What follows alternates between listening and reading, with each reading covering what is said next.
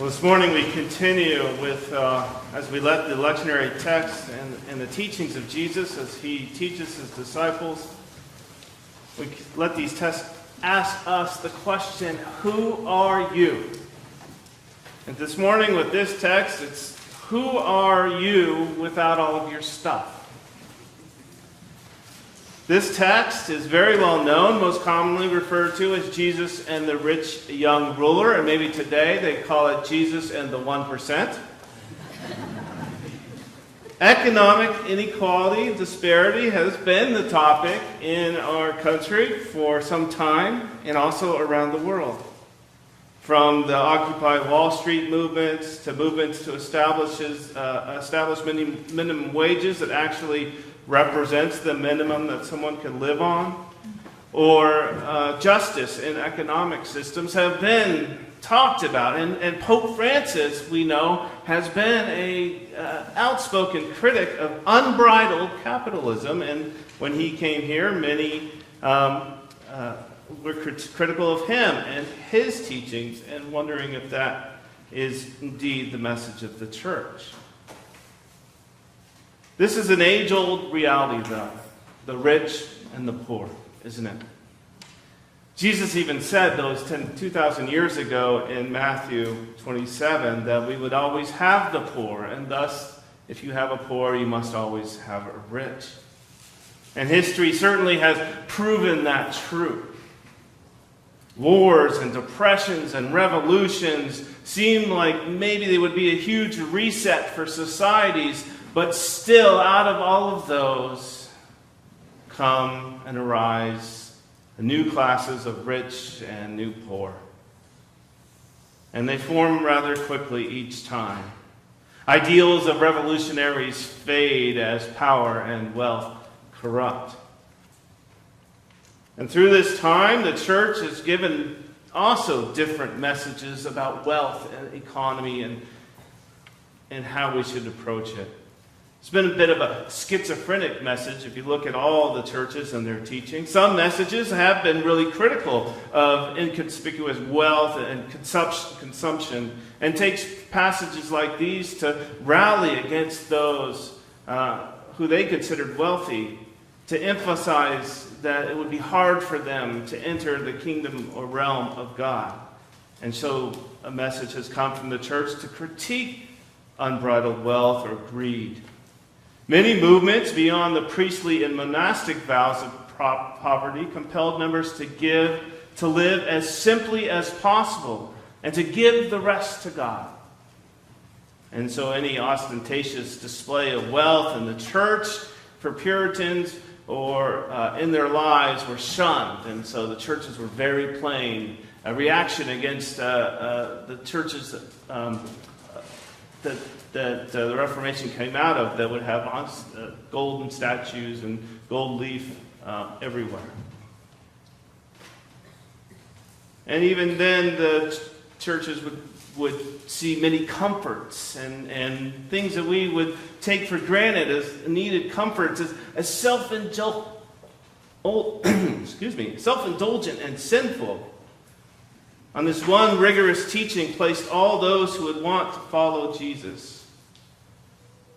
A high bar that only fed the perception that religion was supposed to be something that perhaps was uncomfortable. It was a difficult path. And to this day, many people have a view that religion and organized religion call us into a life that needs to be uncomfortable, needs to squeeze anything we enjoy in life out of them like a lemon. So that's one side.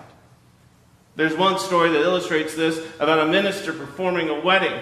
And throughout the wedding, he notices that the bride's eyes are welling up with tears, and she's grimacing, and she thinks, boy, this is really emotional for her. And through the whole service, it just gets more and more until she's just weeping, but she doesn't look happy until at the end when he asks them to turn and face the congregation to pronounce them as man and wife. He realizes that the whole time he had been stepping on her foot.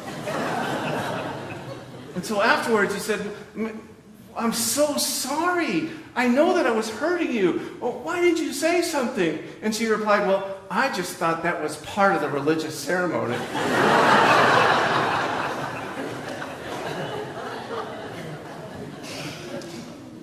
So on this one end, the church can give a message that any kind of material wealth, any kind of wealth is to be taken away or given away. That we aren't able to enjoy anything to be people who believe in God. And it's challenging. But on the other side of this is the health and wealth gospel, where they teach that wealth is actually a blessing of God. And that if you are truly following and have faith, God will bless you with material wealth. And in fact, if you give more to the church, God will give you more back. And so these churches, no doubt, grow very wealthy. And so the church and religion has given different messages about wealth and riches.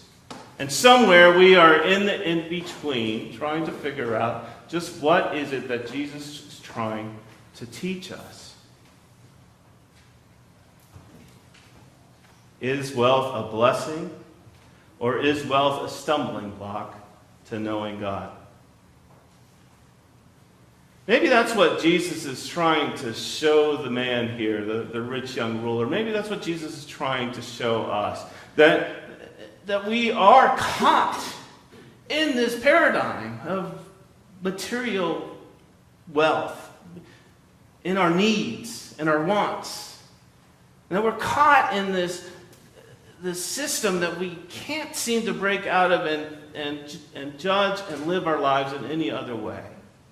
Our minds are in this infinite loop, you can say, fed by our instinct to survive.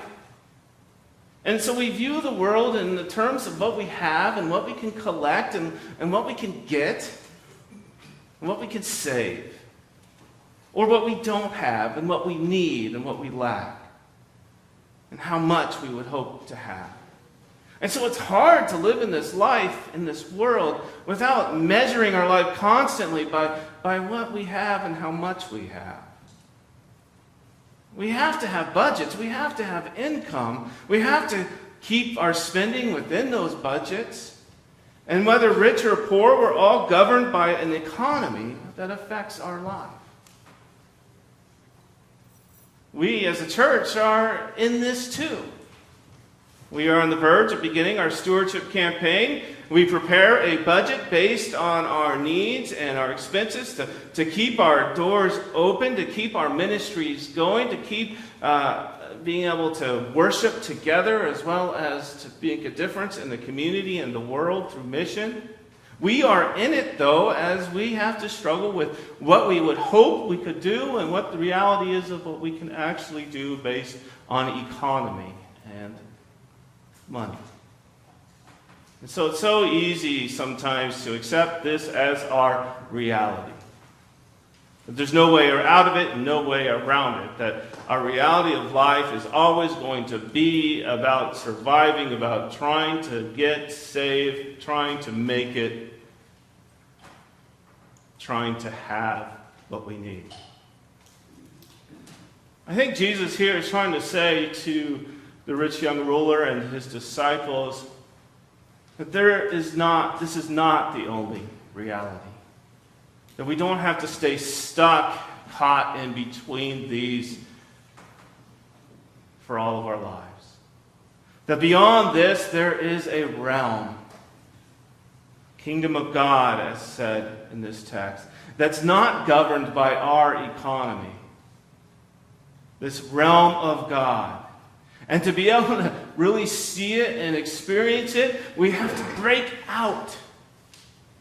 Break out of the other realities that trap us and hold us and get us looking with life with blinders on.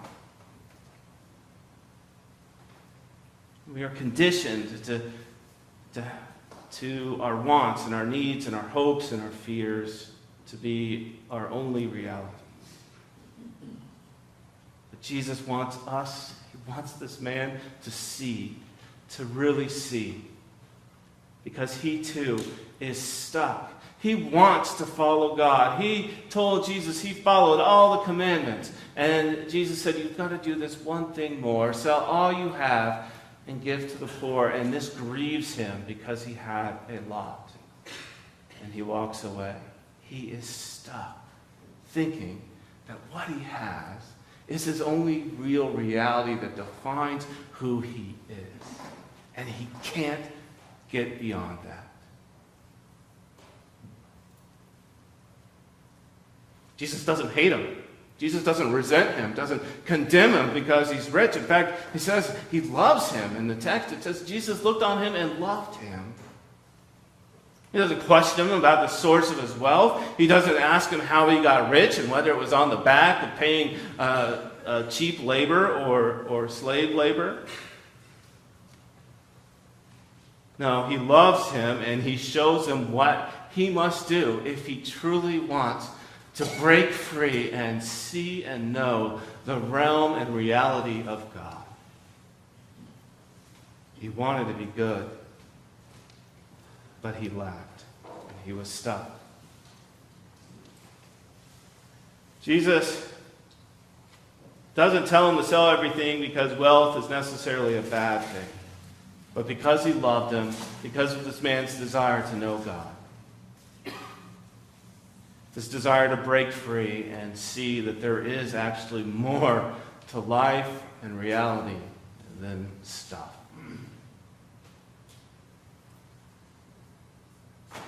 We've all heard stories of how a rich person is close to death or at the end of their lives, and they may share that they regret that they spent so much time chasing wealth and so little time with the people in their lives. So little time pouring their lives into others, and so much time accumulating stuff.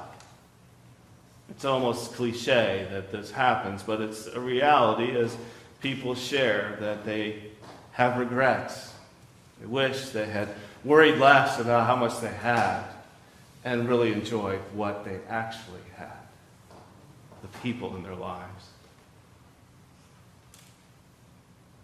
And that is the truth to say that material accumulation only goes so far to satisfy us. May make us comfortable, may allow us to experience great things in this world like travel and food, but it only goes so far.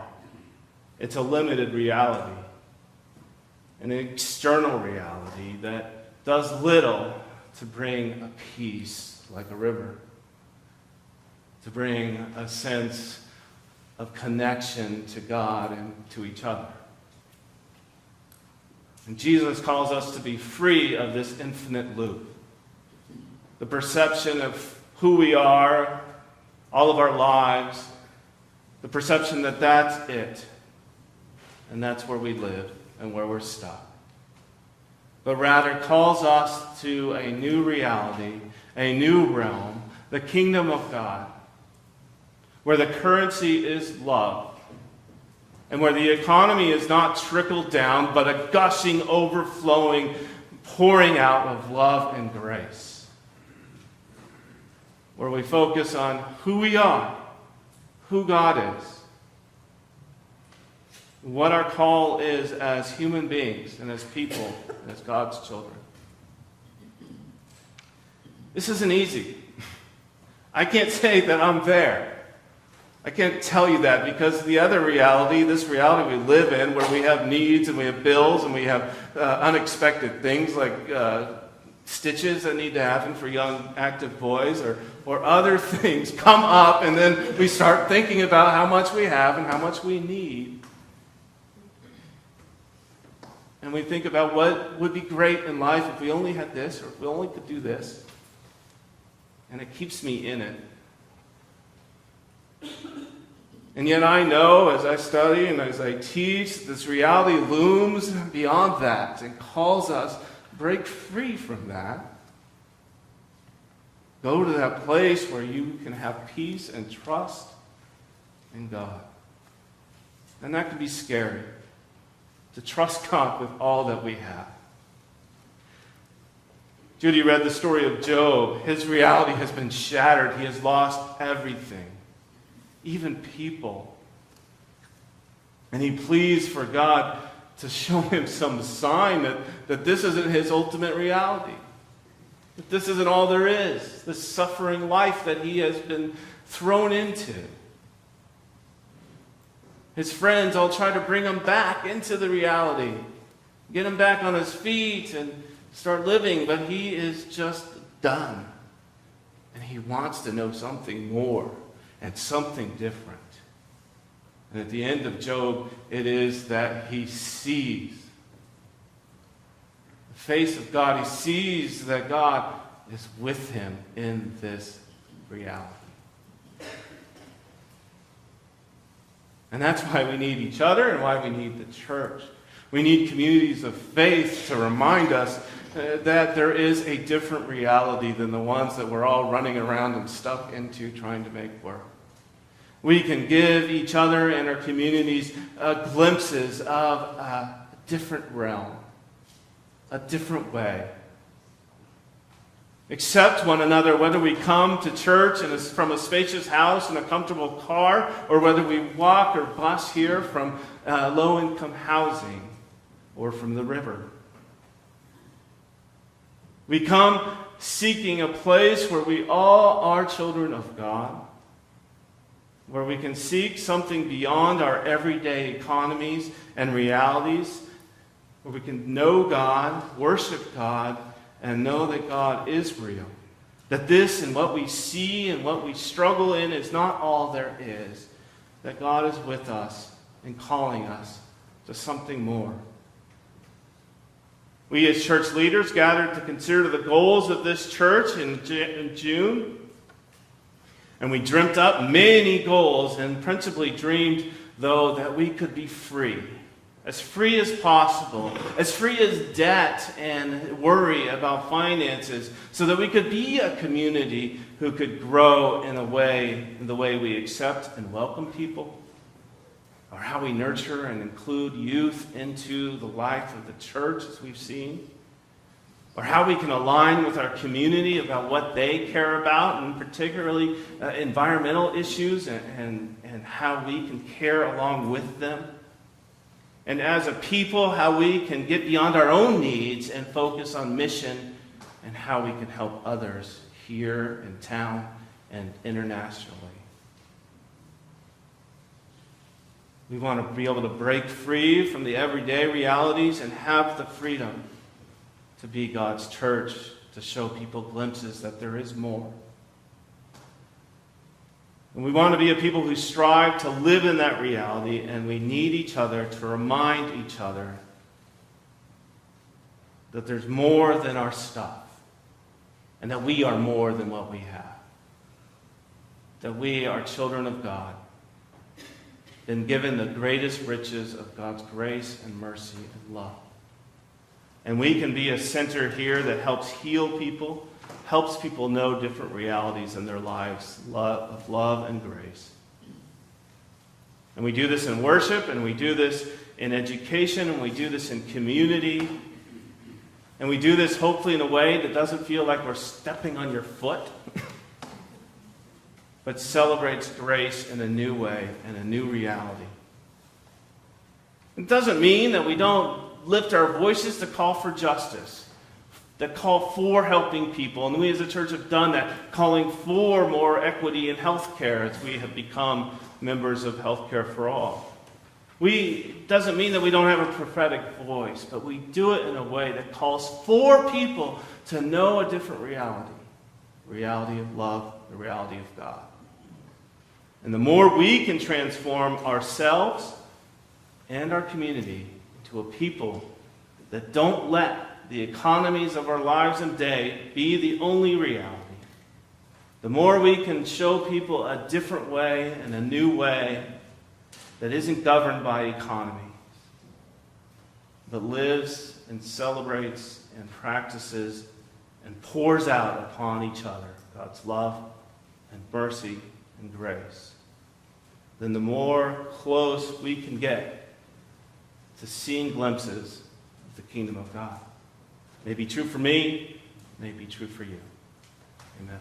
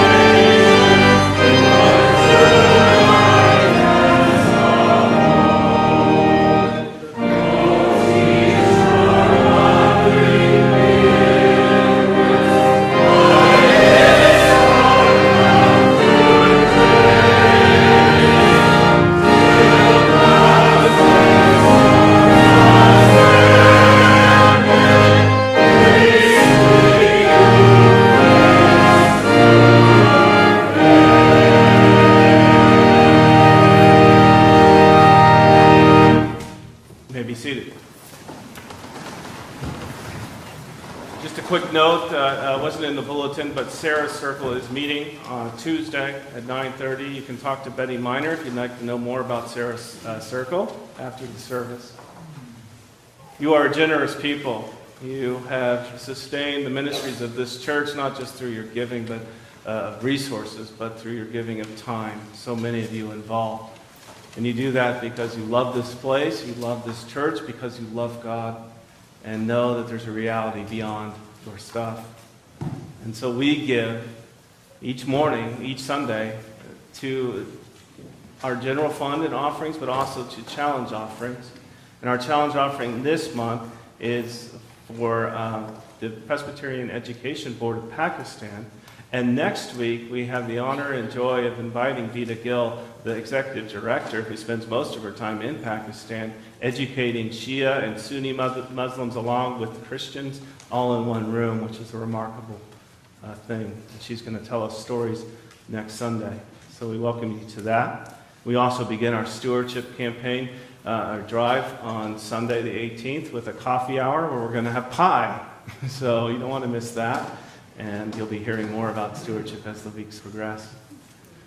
So we give because God has shown us that what we have isn't all there is. And so we trust God and know that there's a peace that can come by offering all of who we are and all that we have to God. So as the ushers come forward, let us give with joyful and peaceful heart.